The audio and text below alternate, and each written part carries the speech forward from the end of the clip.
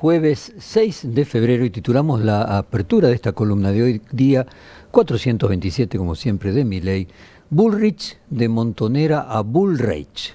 Porque la ministra de Seguridad, Patricia Bullrich, es una de las principales figuras del gobierno y hoy está acusada de facha en la marcha impulsada por la comunidad LGTB, pero en sus comienzos una militante de extrema izquierda peronista. ¿Qué pasó? ¿Qué pasó para que en la carrera de esta política haya atravesado una docena de partidos y habiendo comenzado desde lo que podría denominarse la izquierda, termina siendo acusada de extrema derecha? Y para analizar los derroteros de la carrera de quien fue Montonera en su juventud y hoy se presenta como un personaje de extrema derecha, comenzamos esta columna con un clásico de Frank Sinatra, That's Life, una canción que habla sobre los cambios en la vida y cómo se puede ser pirata, poeta, mendigo en el transcurso de los años. Y en la última marcha había carteles contra varios funcionarios. Sin embargo, hubo varios contra Patricia Bullrich. Uno de ellos llamó poderosamente la atención, donde la acusaban, en lugar de Bullrich, de Bullrich. Un cartel, para quienes además de vernos por NTV nos están escuchando por radio, divide su apellido en las primeras 4 letras del apellido, Bull, y después en vez de Rich, Reich, por el tercer Reich, y tiene la cara de la ministra con un atuendo oficial nazi. ¿Cómo alguien que militó en su juventud en la extrema izquierda peronista hoy es tildada de nazi? ¿Cuál fue el proceso que hizo desde ese punto hasta este momento actual en que como ministra de Seguridad de un gobierno de extrema derecha seguramente mandaría a reprimir a una joven idealista como ella misma fue en los años 70? Patricia Bullrich Luro Pueyrredón, como sus apellidos lo indican, es integrante de una familia patricia de este país, una familia que encuentra a la Argentina desde antes de la conformación del Estado-Nación, y de hecho su antepasado, Juan Martín de Pueyrredón, fue el director supremo de las Provincias Unidas del Río de la Plata desde mayo de 1816, es decir, bastante antes de que nos llamásemos Argentina. Y por otro lado, Honorio Pueyrredón, tatarabuelo de Patricia, fue ministro de Relaciones Exteriores de Hipólito Yrigoyen. Una de las abuelas de Patricia Bullrich contó que cuando ella tenía 4 años, o sea, Patricia se subió al tren con ella, y ella se paró en el medio del vagón y dijo: soy Patricia Bullrich Luro Pueyrredón y algún día voy a ser presidenta de este país. Seguramente este linaje evidencia algo de suerte de mandato, algo que configuró su propia personalidad a la hora de buscar la trascendencia política en el poder, y vamos a tratar de explicar que hay cierto grado de coherencia entre todos sus pasos a lo largo de la historia, que siempre fue ser bullrista. Por otro lado, su familia dijo que siempre fue muy rebelde. Su padre, que era un célebre médico, Alejandro Bullrich, contó que le iba a buscar seguido a la comisaría porque era detenida por su actividad política y nunca lograba convencerla de que cese de militar, porque estaba poniendo en peligro su vida. Cuando los policías le decían: es brava su hija, él les pedía que la tengan un par de días hasta que se le pase tanta bravura. Este podría ser otro eje sobre el cual Patricia Bullrich construyó su personaje político. Bullrich no tiene jefes. Puede ser leal momentáneamente, pero en el instante en que entiende que políticamente deja de convenir, rompe con quien fue su referente y se va a otro espacio. Bullrich nunca pudo liderar un partido grande. Siempre estuvo a la sombra de alguien más, pero cambió de espacios y de referentes una docena de veces aproximadamente. Hasta se podría decir que la traición está en su gen para en cada uno de los momentos progresar en el sentido que le parezca que conviene progresar. Además, este carácter rebelde le dio una impronta de dureza y de convicción que ha demostrado durante toda su vida. Bullrich ha defendido con la misma vehemencia una posición o la contraria, pero difícilmente encuentra en sus intervenciones políticas lugar a la duda. Cada vez que actúa está convencida de lo que hace, aunque sea lo contrario a lo que estaba convencida poco antes. Vamos a compartir algunos fragmentos de Patricia Bullrich y vamos a comenzar con el primer testimonio que tenemos, que Patricia Bullrich recuerda su etapa montonera. Me acuerdo que una de las principales canciones que cantábamos era: no somos putos, no somos faloperos, somos soldados de Fari Montoneros. Bueno, ahí yo me acuerdo de que una de las principales canciones que cantábamos era: no somos putos, no somos faloperos, somos soldados de FARC y montoneros. Hay quienes sostienen que Patricia Bullrich en realidad traicionó a sus compañeros de militancia montoneros. Vamos a escuchar esta hipótesis del historiador Aldo Dušević, donde dice en un libro de Galimberti, de Marcelo Larraqui, que Patricia Bullrich se salvó, entre comillas, milagrosamente. Escuchémoslo.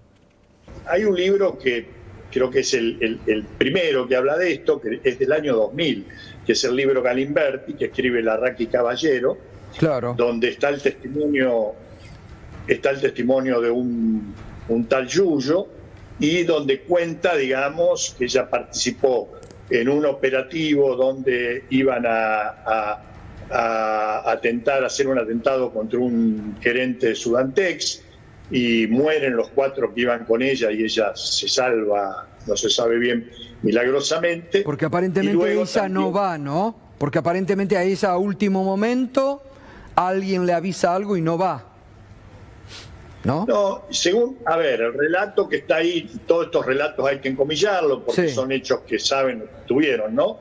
Pero el relato dice que ella está yendo, pero cuando se está acercando al lugar se da cuenta que hay montado, digamos, una ratonera que se llamaba, o sea que la policía estaba al tanto de que eso se iba a producir. Ella se da cuenta y huye, ¿no? Claro. Y se esconde, y los 4 que están en 2 autos diferentes son acribillados por la policía. Bueno, la realidad es que no hay pruebas para afirmar lo que insinúa Silvestre, pero el derrotero posterior de Bullrich, sumado a este tipo de anécdotas, hacen que haya quienes puedan sostener esta acusación como verosímil. Primero, Bullrich militó la campaña de Luder a la vuelta de la democracia, pero luego, tras la renovación peronista y el triunfo de Menem, se acercó a Menem. Vamos a un fragmento de la Bullrich menemista. Es un informe de un youtuber, Ale Marín, sobre Patricia Bullrich en esa etapa. Pato fue como tercera candidata a diputada nacional por la capital federal en la lista del peronismo que apoyaba al patilludo, y así obtuvo su primer trabajo en la política en el Congreso de la Nación, desde donde defendió las políticas del menemismo.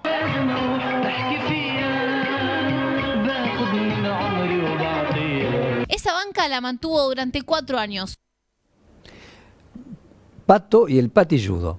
Patricia Bullrich es prima de Fabiana Cantilo, y este parentesco hizo que Patricia le pidiera ayuda a su prima para hacer un jingle electoral para su postulación como diputada menemista. Vamos a escuchar un fragmento divertido de la Bullrich Band, banda Twist, que formó junto a su prima Fabi Cantilo para lanzar la candidatura de diputada en 1998.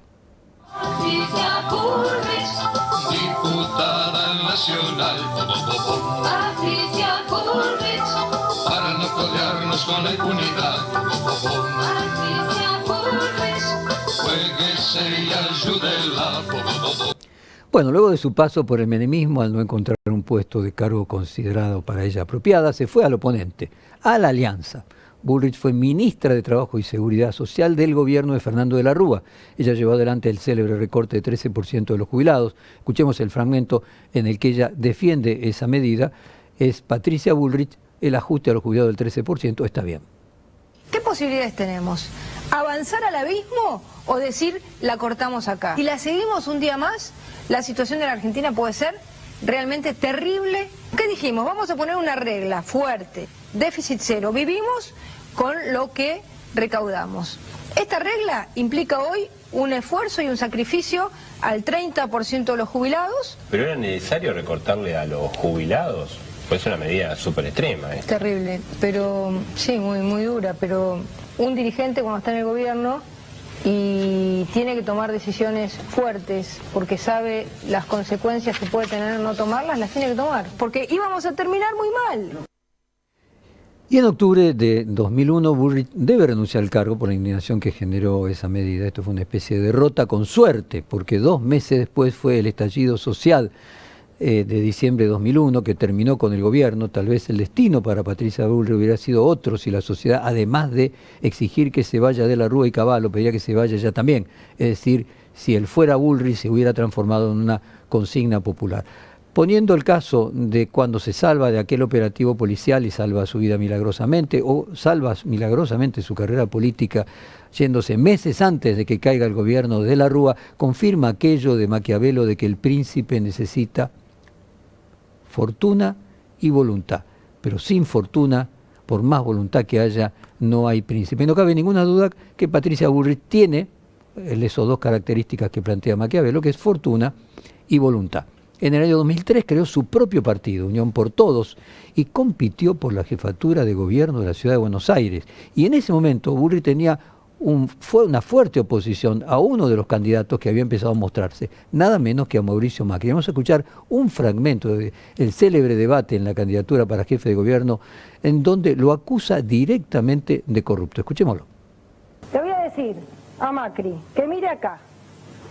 Compromiso para el Cambio, Mauricio Macri, está sentado al lado de un señor, Juan Ferrari, integrante del gremio municipal, hombre de la campaña, procesado por el delito de administración fraudulenta. Frente a él, frente a este señor Ferrari, Mauricio Macri dijo que quería un Estado transparente, con carrera, con empleados dignos. Entonces, señores, esto es lo que no queremos. Está denunciado. Esto es información pública que tendría que haber sabido un candidato serio para la ciudad de Buenos Aires. En esa elección Bullrich sacó alrededor del 10%, más precisamente 9,6%. Eso hizo que extienda su propio partido, espacio que no le alcanzaba para competir para lugares decisivos, y la llevó a aliarse con Lilita Carrió en 2007 y ser candidata a diputada nacional por la ciudad de Buenos Aires. Una vez en el Congreso empezó a tejer alianzas, pero durante el auge del kirchnerismo Bullrich permaneció en las sombras. Fue a partir del triunfo de Cambiemos que tuvo un lugar preponderante cuando logró ser ministra de Seguridad. Vamos a escuchar ahora el fragmento de la etapa macrista de Patricia Bullrich. Ella habla de sus expectativas para el gobierno de Macri minutos antes de jurar como ministra de Seguridad. Bueno, ¿cómo se preparan para esta jura de Mauricio Macri y qué sensación tiene al respecto de la actitud que tomaron los diputados del bloque del Frente para la Victoria? Bueno, en primer lugar nos preparamos con toda la fuerza y la alegría, la responsabilidad que el presidente nos ha otorgado a quienes vamos a estar en su gabinete, en el cumplimiento de las tareas que nos ha asignado, y muy contentos porque la ciudadanía hoy da un salto hacia un nuevo presidente, hacia una nueva oportunidad. Bueno, quien antes era un corrupto, años después es el presidente que nos ha dado grandes responsabilidades y en la actualidad es quien pone trabas al gobierno del presidente Milei, quien anteriormente fue un político sin experiencia que iba a representar un salto al abismo que terminaría una crisis con el retorno del peronismo inmediatamente. Groucho Marx, el brillante comediante norteamericano, es muy recordado por esa frase de que estos son mis principios, si no les gusta, tengo otros. Podríamos decir que Bullrich en realidad es marxista, pero en el sentido de Groucho, es decir, una política que demanda, que tiene una plataforma, un discurso distinto para cada momento político del país. Durante el gobierno de Macri tuvo una actuación muy destacada frente al caso de Santiago Maldonado, el joven activista que acompañaba a las organizaciones mapuches en un reclamo en Chubut, luego de que un operativo de desalojo de gendarmería y se hiciera presente. El joven estuvo desaparecido durante 78 días hasta que finalmente fue hallado muerto. Allí Patricia Bullrich, como puntal de lanza del gobierno de Cambiemos, logró instalar que Maldonado se ahogó solo y defendió el accionar de las gendarmerías. Este fue un momento clave en la política argentina porque luego del asesinato de Costec y Santillán, que anticipó la salida de Duhalde y el llamado a elecciones en el año 2003, las muertes en las manifestaciones eran una suerte de línea roja que se presuponía que la sociedad no toleraba que se cruce. Esa línea roja se podía terminar con la carrera de un político o generar un estallido social. Terminó con la carrera claramente de Duhalde como presidente. Probablemente desde Santiago Maldonado el accionar represivo en las manifestaciones fue empezando a mover esta línea roja hasta desdibujarse parcialmente. Vamos a escuchar un fragmento de Bullrich defendiendo a la gendarmería en aquel momento. No vamos a dar por hecho una hipótesis mientras el juez no la dé por hecho. En consecuencia, me parecería de una gran injusticia hacer lo que siempre hizo la política, que es tirar gendarmes o tirar policías por la ventana, no hacerse cargo y separarlos cuando no está probado absolutamente nada. Esa es la fácil, esa es la que siempre se ha hecho. Y llegamos a la Patricia Bullrich actual, a la Bullrich libertaria, quien fue señalada como Bullrich en la Plaza de Mayo durante la marcha antifascista. Vamos a escuchar un balance que hace del gobierno de Milei Patricia Bullrich en una entrevista de balance con Facundo Chávez. A punto de llegar al primer año de gestión de Javier Milei como presidente y su primer año como nuevamente ministra de Seguridad. Primero le pido una reflexión de todo esto que pasó en estos 385 días. Bueno, creo que se ve en el país, ¿no? El país del 10 de diciembre del 2023 es totalmente distinto al país del 10 de diciembre del 2024. El país del 10 de diciembre del 2023 era un país donde la gente vivía en una angustia existencial permanente, veía al país como perdido, como que no se iba a recuperar nunca más, que íbamos a tener que vivir en el empobrecimiento diario, que la corrupción no se iba a erradicar, que los piquetes iban a seguir, que la inflación era parte de la Argentina. Y creo que en este año, digamos, votando al presidente Milei, un gobierno que tenía una decisión y tiene una decisión de cambio profunda, no de un cambio cosmético, no de un cambio a medias, sino de un cambio de fondo, se empiezan a ver los resultados claros de cómo el Estado le ha devuelto poder a la sociedad, achicando el Estado, permitiendo que mucho del dinero que se gastaba en estructuras políticas o en estructuras estatales volviera a la sociedad.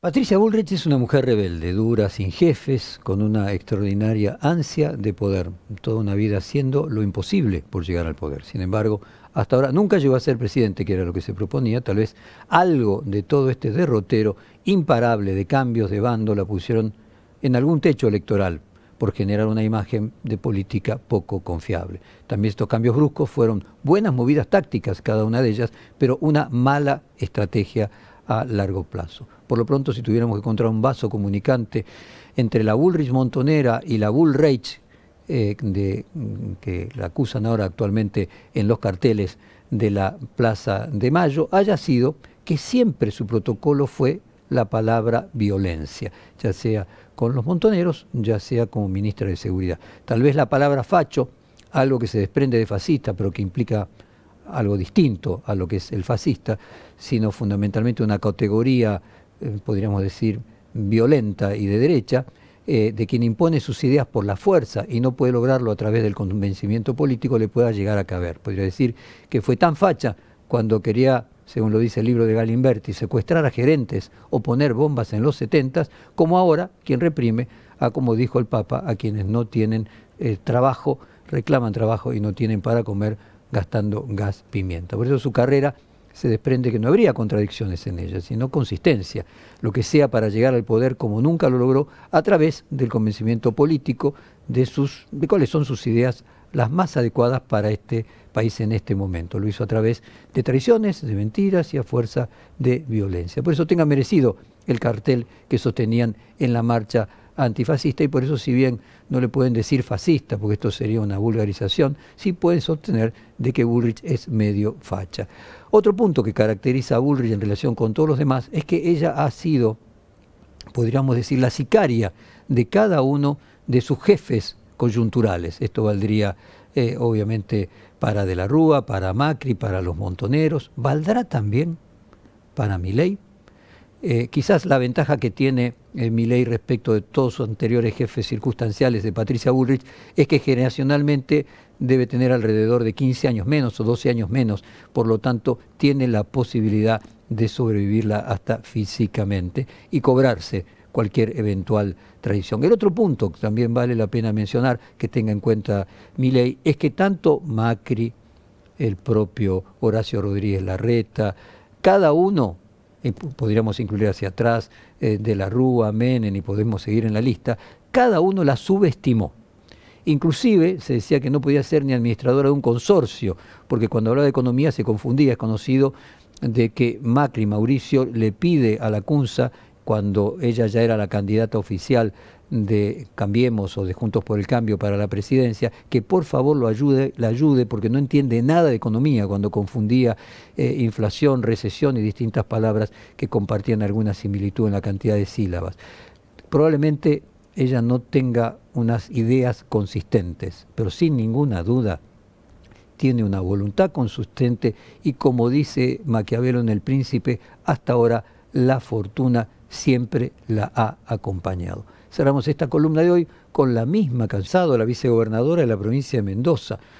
Fue electa en 2023 con mandato hasta 2027. Fue candidata a presidir el PRO en su provincia y diputada provincial por la 4ª sección previamente en el año 2018. Es médica, recibió en la Universidad Nacional de Cuyo, especialista en clínica médica e inmunología.